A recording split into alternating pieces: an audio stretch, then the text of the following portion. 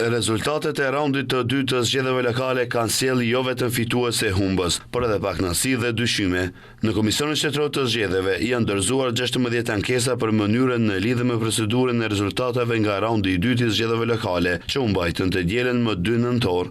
Afati për dorëzimin e ankesave përfundon sot, gjithsesi 48 orë pas publikimit të rezultateve fillestare të zgjedhjeve. Kandidati i koalicionit të Vlen për komunën e Bërvenicës, Hashim Ramadani, ankesa ka dorëzuar për 4 vendvotime. Bëhet fjalë për vendvotime të 2034, 2033, 2032 dhe 2035 në komunën e Bërvenicës. Në këtë komunë, në raundin e dytë të zgjedhjeve, fitoi Jovica Ilievski, i mbështetur nga VMRO-DPMN dhe koalicioni me 4374 vota, ndërsa Ramadani mori 4224 vota.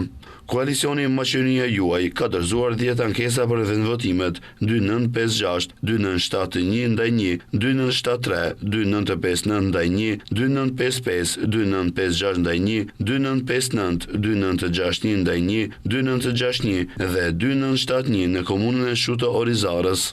Edhe Aleanca e Romëve ka dorëzuar ankesa për Shuto Orizarën për vendvotimet 2966, 2962 dhe 2961. Në këtë komunë, në raundin e dytë të zgjedhjeve, fitoi Kurto Dudush nga Unioni i Romëve me 3894 vota, ndërsa Erxhan Demir, i mbështetur nga koalicioni i udhëhequr nga VMRO-DPMN, mori 3406 vota. Koalicioni Përvojë për Sukses, që mbështeti Stefço Jakimovskin, ka dorëzuar ankesa për përmbledhjen dhe konfirmimin e rezultateve në vendvotimet 2631 dhe 2613 në komunën e Karposhit.